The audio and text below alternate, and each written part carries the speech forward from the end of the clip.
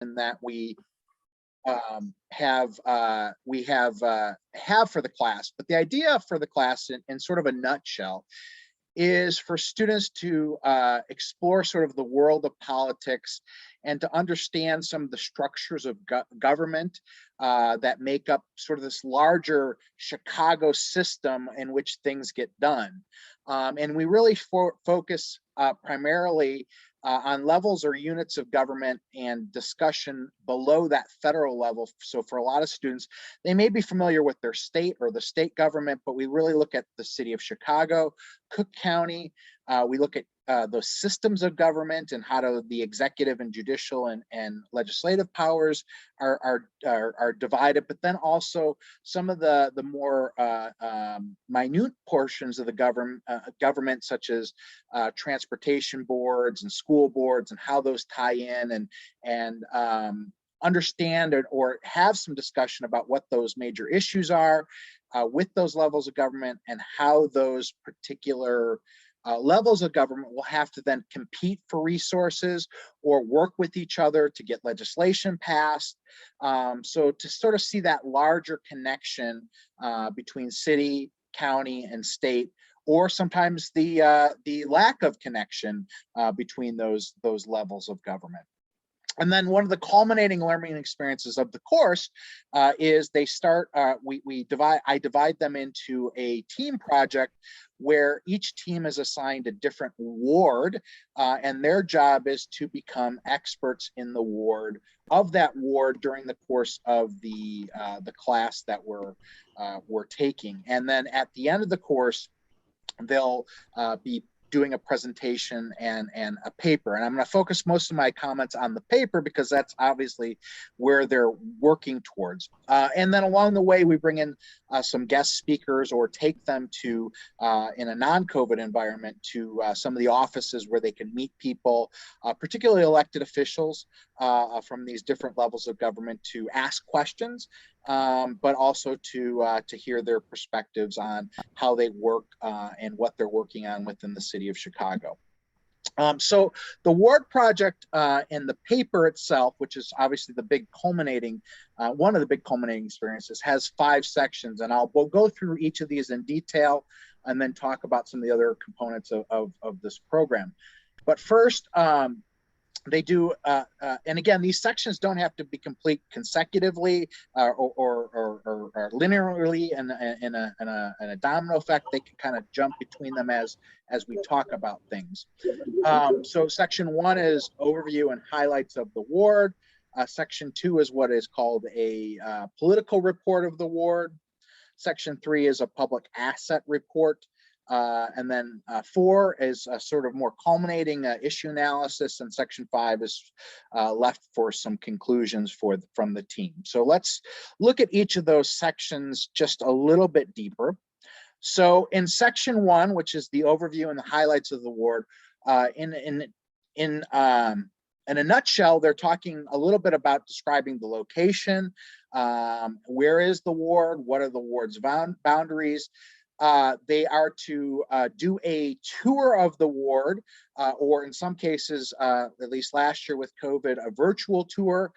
This year, it's sort of a little bit of a mixture of both, where they are to visit some of the key places, research beforehand, and then go visit some of the key places of the ward and talk about what makes that ward unique, specifically in that area.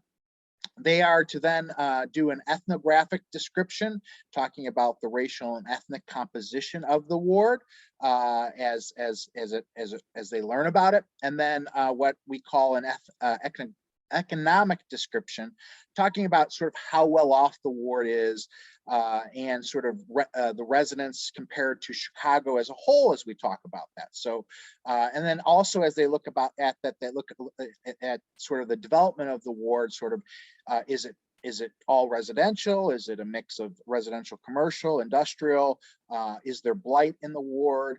And to sort of look at these mixes as they sort of get familiar or oriented with the ward. The political report of the ward, again, follows through with sort of these areas that we talk about. So obviously, one of the main thing is that to really understand who that alderman is, the team will provide a biography of the alderman or alderwoman.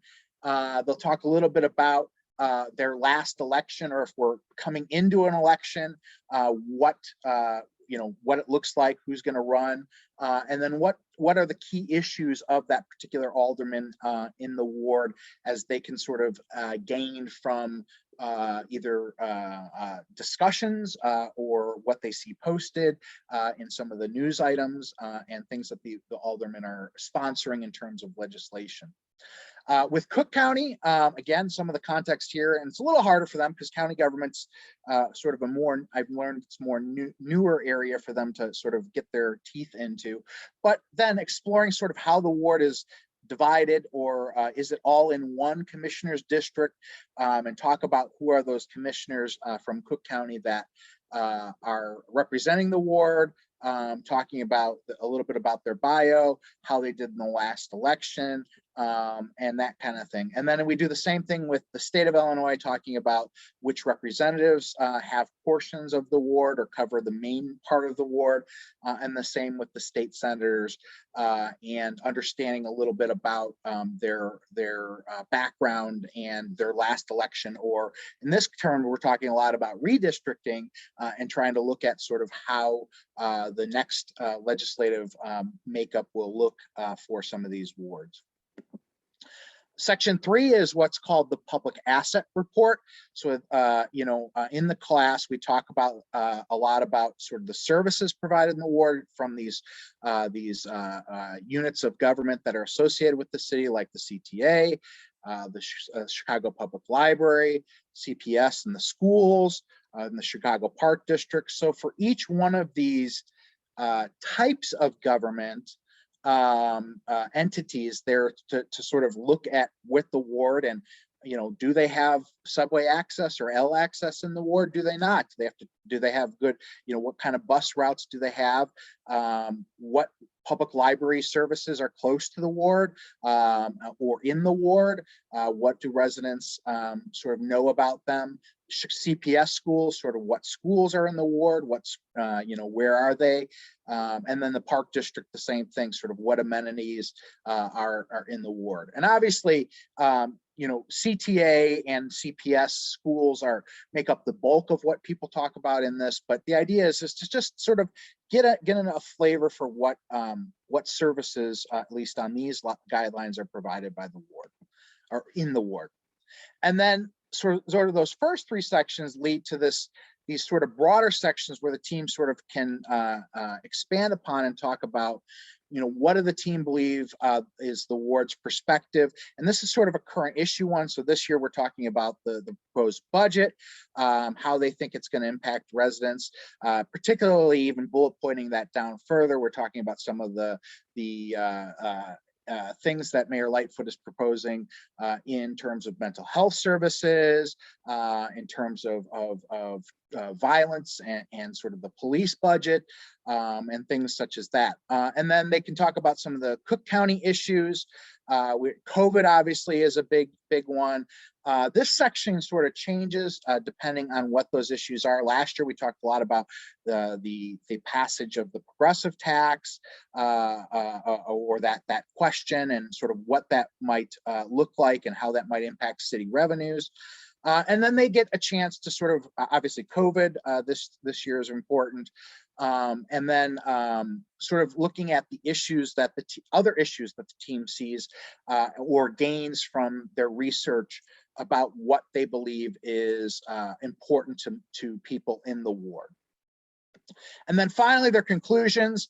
So then overall, the idea is to step back and say, now, as they think about the city as a whole, what are the contributions, or what do they believe is specifically unique of that ward in Chicago? So to sort of be able to step back and say, there's some unique things in this ward that maybe they didn't realize, or maybe that people who stick to sort of the regular touristy sort of sites may not realize are contributions to that.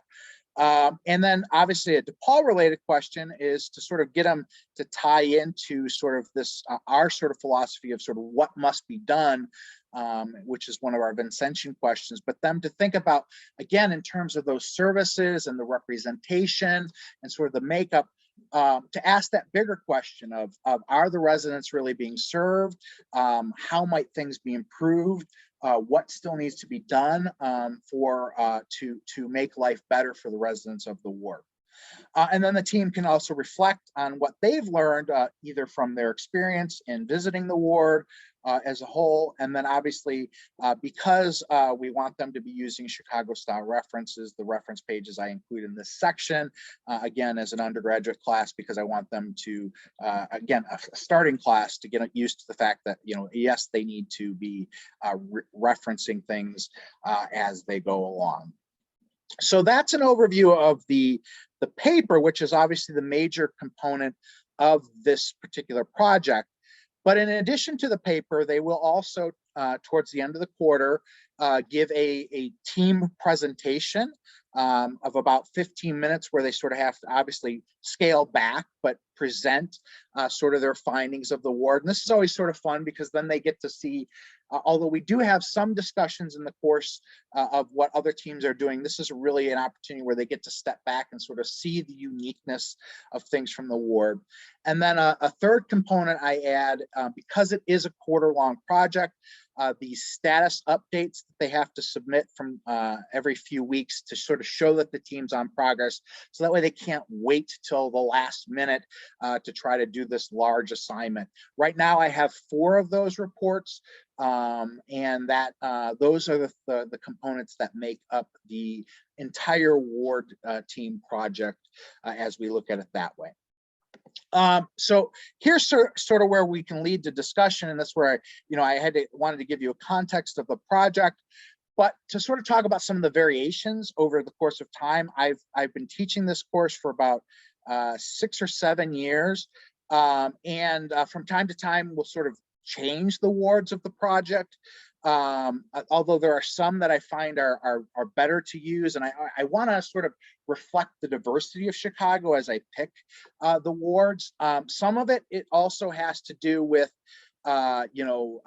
factors such as if I'm going to require them to go, which is the next point of a group visit to the ward, just taking into concept ideas of the safety of the ward and what they can be able to see and where they might be able to go, and just also distance and incorporating that. So one of the variations obviously is those ward projects, and something that I've had to think about and change is sort of what happens to the aldermen. Some of the aldermen are very helpful, and some of the aldermen change from time to time, and that doesn't always mean or not make things, but I think obviously they're looking forward to it. We've learned in Chicago there's aldermen that get in trouble, and certainly we don't want to necessarily send students for that example as well. So the second point here is group visit to the ward. One of the major variations is I used to require the visit to the ward, and I would like to get back to that in a post-COVID environment. Obviously, last year they were allowed to do that virtually and look up things virtually.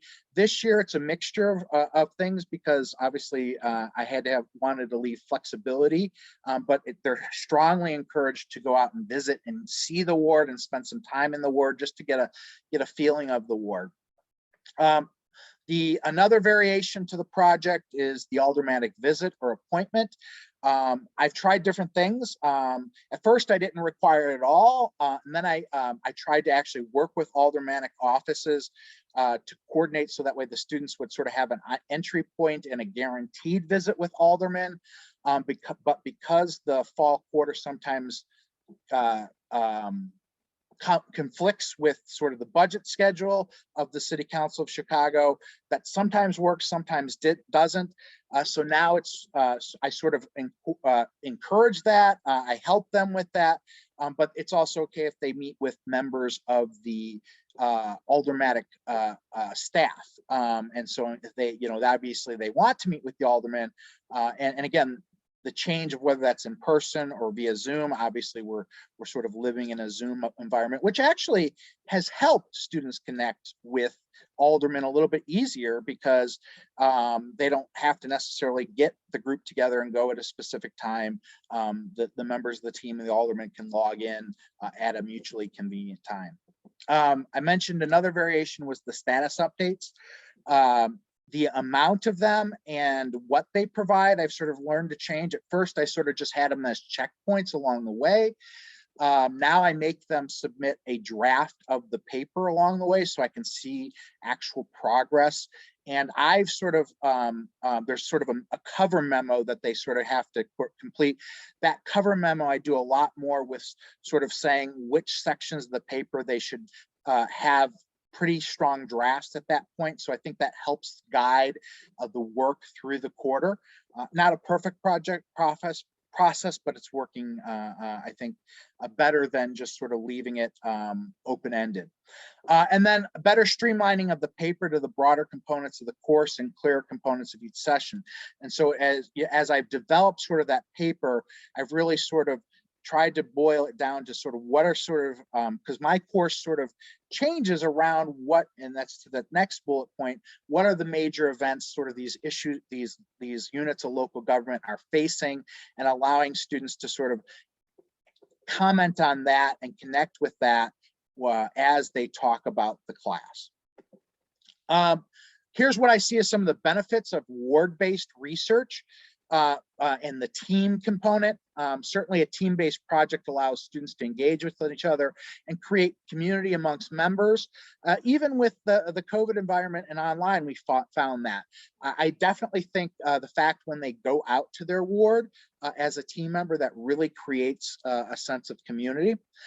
Certainly we see this after the group debrief and being able to present their presentations, that discussion afterward where students can really say, oh, I didn't realize that XYZ ethnic groups were represented in this area, or vice versa.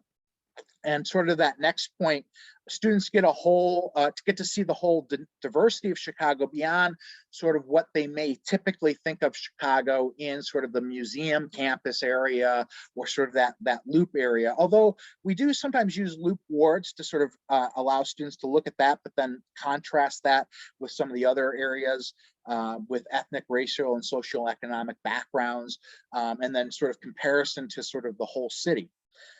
We get to observe and discuss the impact of the units of government and services or disparity of services within the ward.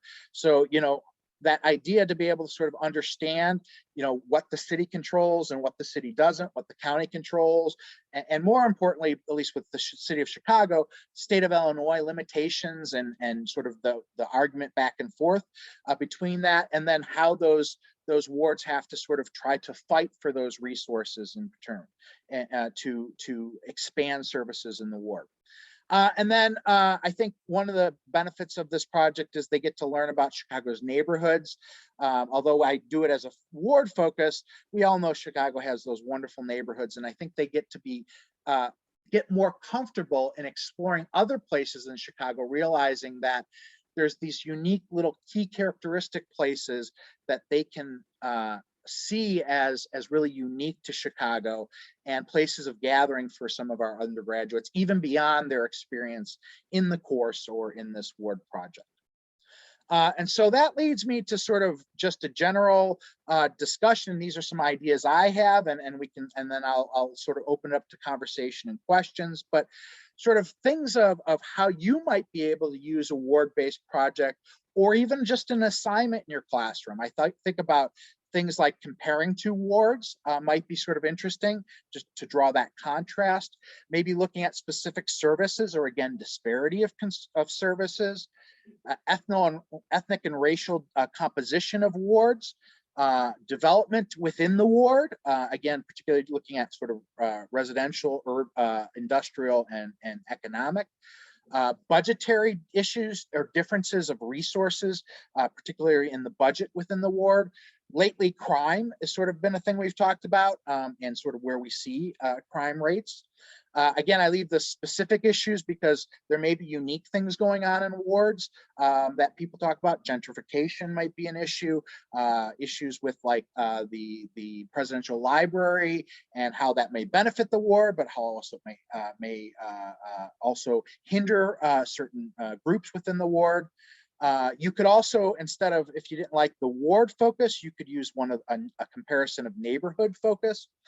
And then certainly around election time, I think always looking at sort of how the election results look, and not necessarily, yeah, you can look at it at a mayoral level, but also when there's these other issues on the ballot, like particularly last year when we were looking at sort of how the wards voted in terms of the constitutional amendment question for tax, or even a couple of years ago with the mayor's election, how they were, at least the wards who had the question on the ballot with the local school board, how did they vote in that way? Could be just different ways of topics to sort of use ward-based assignments in your classes. So with that, I know I've covered a lot, but I wanted to open it up to comments or questions, and I thank you for attending.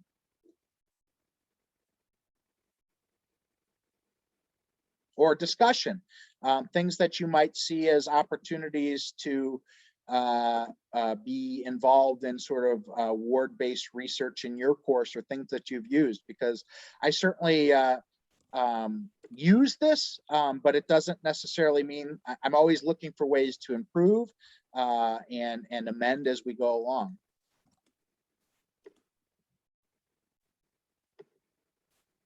I see Doug, and again, I'm sort of trying to cover a couple things, but Doug, I see you raised your hand if you have a question. Yeah, a quick question from this last slide. For example, one of the classes I teach is Chicago theater, and whichever theater they choose, they need to research the neighborhood. Since your class does that more extensively, do you have any recommendations on resources for things like demographic information, news, like you talked about, gentrification, things like that? So we use, CMAP tends to have a lot of good information, and that's where we look at. In terms of other resources, at least for neighborhoods, and this is more news sourcey, that I found that the Chicago Block Club resource has been really helpful in sort of helping students sort of look at neighborhood related issues, at least in the more recent term. Okay, I see a question yes. on the chat about how many students are in a group. 5 to 6, depending on usually I have about 25 to 28. So try to have groups of 5 is ideal. Sometimes we have a group of 6 or a couple groups of 6. So that means about 5 awards are covered each quarter. How do you assign those groups? Do you encourage students to choose the ward, or do you encourage them to do something like outside of their familiarity or comfort zone? So I use a very, very scientific method because, again, students in this course are very much starting off as freshmen. It's their first quarter at DePaul. So my very much scientific method is I throw numbers in a bag and I shake them up. And then those create the groups, and then I throw the ward numbers in the bag, and then they sort of get it at random, so to speak, or as random as I can possibly put it. And mainly because although we might have some students in Chicago that have a Chicago background, I found a lot of them don't really, for the majority, don't really understand sort of that ward system or even looking at that. And I have had some students who want to do their own ward, but I think it's almost better that they do a different ward so they get experience and learn about a different part of Chicago that they're not so comfortable and familiar with. But they can certainly serve as a resource for the group that does get assigned a ward. So that's how we do it. I think it could be different if the students sort of knew each other or had a little bit more background in Chicago, but because at least for DePaul, we're on this 10-week quarter system. So I really want to get them going quick. And the quicker I can, I think get some, although they're stressed sort of when they know the magnitude of the assignment at the beginning, I try to break it up and break it into those reports. So it's like, okay, right now just focus on learning what's in your ward. And then we start adding the layers onto that. Mhm. Okay, I'm trying to see if there's anyone else who has a hand up or a question. I don't see any hands. Okay, well, thank you again. And I would certainly turn it over to Annie if she Okay. wants to do anything else she needs to do before we conclude. I just want to give people a little bit more time to think about questions if they think of anything. We have a few minutes. This is a very ambitious assignment, and it really helps to see how you've broken it down. I can definitely see how I could apply pieces of this. There is a hand up. Yes. Hey, Nick, it's you in here. Hello there. I was wondering, are there any wards you don't go to because of time constraints? I mean, obviously you can go 10 miles north and 10 miles south from the Loop campus, right? So, or 5 miles west. So do you find yourself avoiding the 49th or the 50th ward because they're difficult to get to during class time? So part of the ward visit is their responsibility to do outside of class. And so they can propose in their first report sort of places they're looking to visit, and then I comment on that. However, I have found that wards that are very difficult, and I'm forgetting the number, but Matt O'Shea's ward on the far southeast side is an interesting ward for them to visit, but students have commented on just how long it takes to get out there. But I do try to keep Ward 15 in there because that's got Little Village and some of Pilsen in it.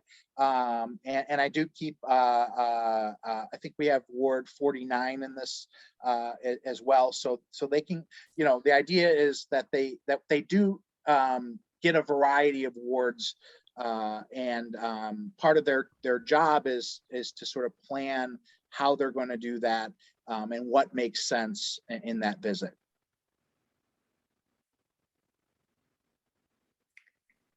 How far into the history of the ward do you have them probe? So we don't have them go very far into the history of the ward, other than perhaps talking about the aldermen and sort of their background in terms of how long they've served in the ward. It's really sort of looking at what's going on today. There may be some historical elements as they talk about some of those public services, like sometimes as they describe some of the services, they might talk about how long a stop has been, or how new a particular stop has been, particularly related to L or schools that have been in Chicago when they're talking about public schools, but not necessarily the ward in general. Well, I don't see any hands or additional questions, and it's 3 o'clock. So thank you so much. And I hope everyone has had a very informative and productive conference today. Thanks for attending. Thank you.